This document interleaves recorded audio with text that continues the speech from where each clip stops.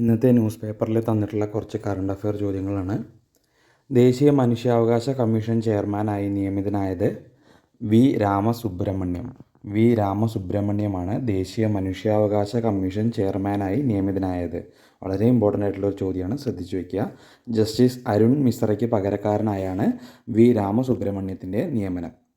കേരളത്തിൻ്റെ പുതിയ ഗവർണറായി നിയമിതനായത് രാജേന്ദ്ര വിശ്വനാഥ് ആർലേക്കറാണ്.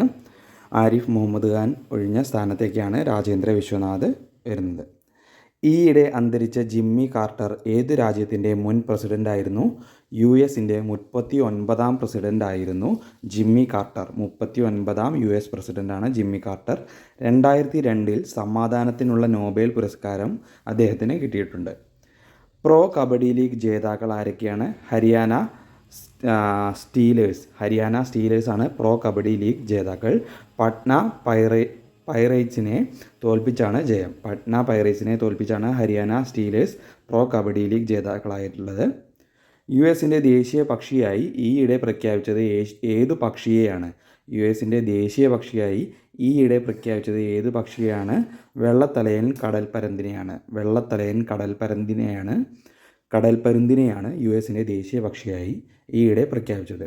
ലോകത്തിലെ ഏറ്റവും വലിയ ജലവൈദ്യുത ഡാം നിർമ്മിക്കാനൊരുങ്ങുന്ന രാജ്യം ചൈന.